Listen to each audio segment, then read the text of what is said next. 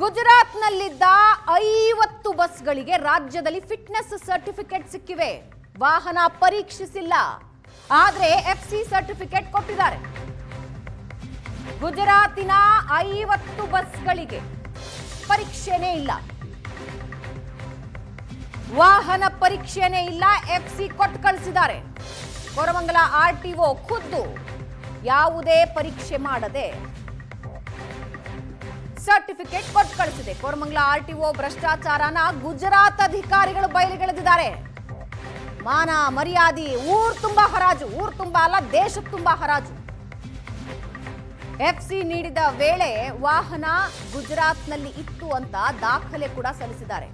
ಅಂದ್ರೆ ಗುಜರಾತ್ನಲ್ಲಿರೋ ವಾಹನ, ಅದಕ್ಕೆ ಎಫ್ಸಿ ಫಿಟ್ನೆಸ್ ಸರ್ಟಿಫಿಕೇಟ್ ಇಲ್ಲಿ ಕರ್ನಾಟಕದಲ್ಲಿ ಬೆಂಗಳೂರಿನಲ್ಲಿ.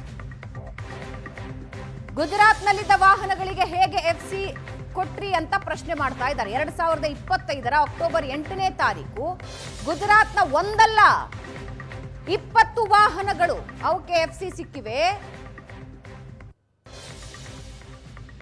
ಮಹಾರಾಷ್ಟ್ರದ 400 ವಾಹನಗಳಿಗೆ, 400 ಮಹಾರಾಷ್ಟ್ರದಲ್ಲಿರೋ ವಾಹನಗಳಿಗೆ ಇಲ್ಲಿ ಫಿಟ್ನೆಸ್ ಸರ್ಟಿಫಿಕೇಟ್. ಕೋರಮಂಗಲ ಆರ್ಟಿಒಗಳಿಂದ ಬ್ರಹ್ಮಾಂಡ ಭ್ರಷ್ಟಾಚಾರ. ದುಡ್ಡು ಕೊಟ್ರೆ ಎಲ್ಲವೂ ಸಿಗತ್ತಿಲ್ಲಿ. ನಾಳೆ ಆ ವಾಹನ ಸರಿಯಾಗಿಲ್ಲದೆ, ಆ ಬಸ್ ಸರಿಯಾಗಿಲ್ಲದೆ ಎಲ್ಲೋ ತಗೊಂಡು ಹೋಯ್ತು, ಆಕ್ಸಿಡೆಂಟ್ ಆಯ್ತು, ಬಾಯ್ ಬಡ್ಕೋತಾರೆ. ವಾಹನ ಅಪಘಾತಗಳು ಅಂತ ಯಾಕಾಗತ್ವೆ? ಇದಕ್ಕಾಗತ್ತೆ. ಗುಜರಾತ್ನಲ್ಲಿರೋ ವಾಹನಕ್ಕೆ ಬೆಂಗಳೂರಿನ ಕೋರಮಂಗಲದಲ್ಲಿ ಎಫ್ಸಿ ಸರ್ಟಿಫಿಕೇಟ್, ಮಹಾರಾಷ್ಟ್ರದಲ್ಲಿರೋ ವಾಹನಕ್ಕೆ ಬೆಂಗಳೂರಿನ ಕೋರಮಂಗಲದಲ್ಲಿ ಎಫ್ಸಿ ಸರ್ಟಿಫಿಕೇಟ್.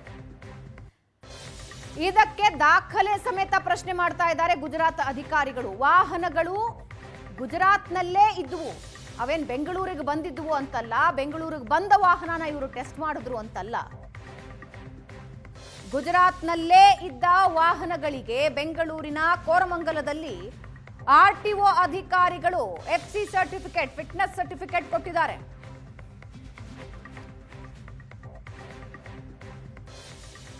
ಈ ಬಗ್ಗೆ ಇನ್ನಷ್ಟು ಡೀಟೇಲ್ಸ್ ಹಂಚಿಕೊಳ್ತಾರೆ ನಮ್ಮ ಪ್ರತಿನಿಧಿ ಮುತ್ತಪ್ಪ ಲಮಾಣಿ.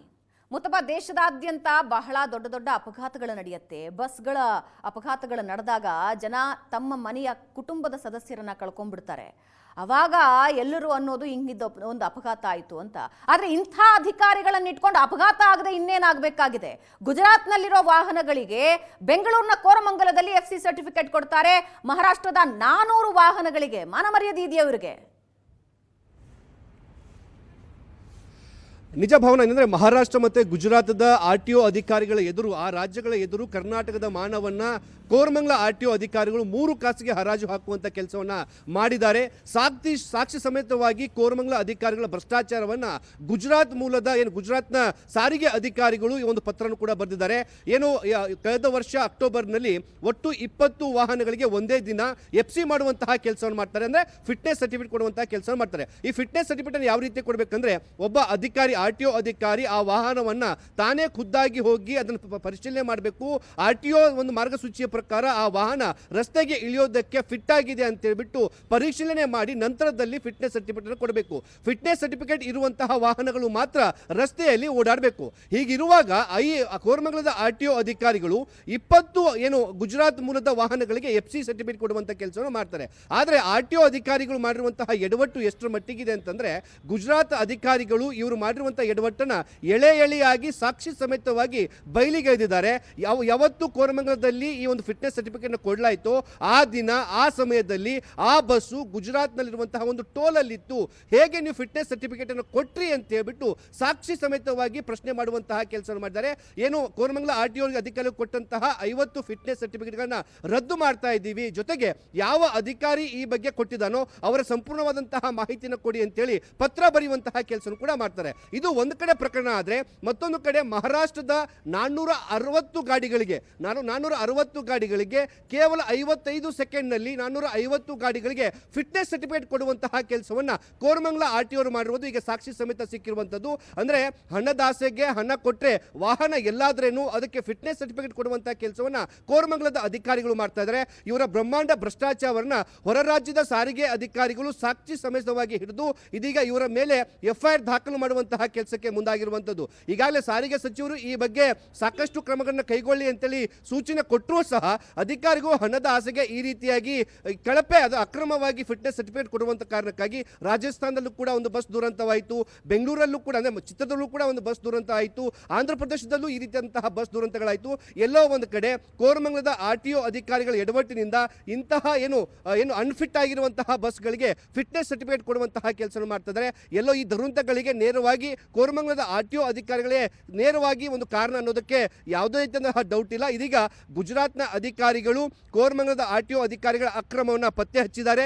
50 ವಾಹನಗಳಿಗೆ ಅಕ್ರಮವಾಗಿ ಫಿಟ್ನೆಸ್ ಸರ್ಟಿಫಿಕೇಟ್ ಕೊಟ್ಟಿದ್ದಾರೆ ಅಂತ ಹೇಳ್ಬಿಟ್ಟು ಆ ಒಂದು ನೋಟಿಸ್ ಕೊಡುವಂತಹ ಕೆಲಸವನ್ನು ಮಾಡಿರುವಂಥದ್ದು. ಭಾವನಾ, ಧನ್ಯವಾದ ಮುತ್ತಪ್ಪ.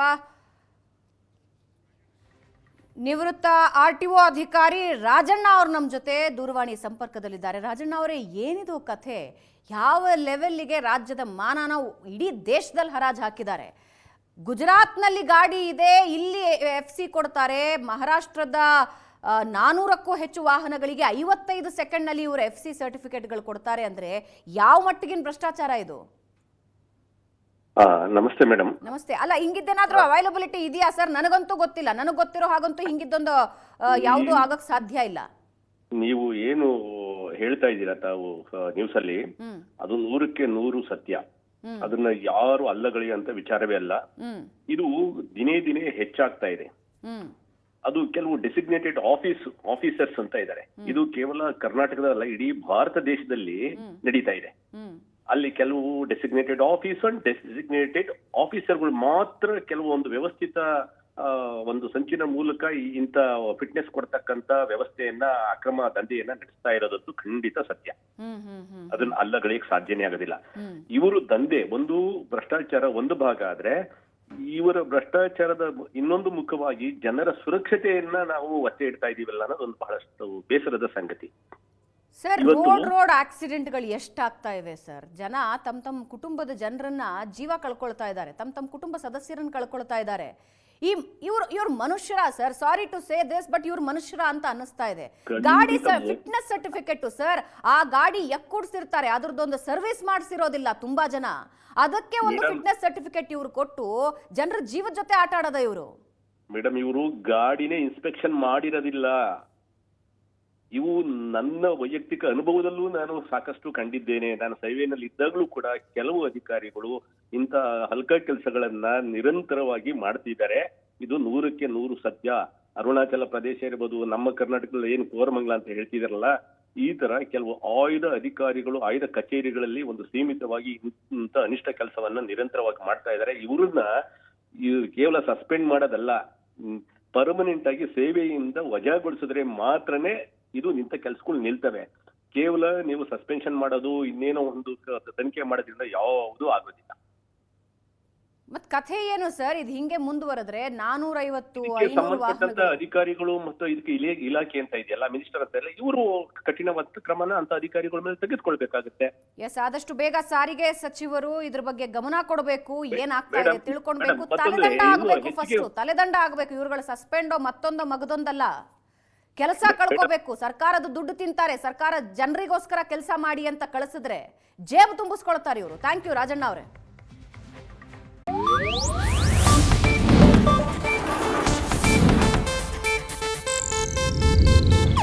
ಇದು ಏಷ್ಯಾನೆಟ್ ನ್ಯೂಸ್ ನೆಟ್ವರ್ಕ್ ಪ್ರಸ್ತುತಿ.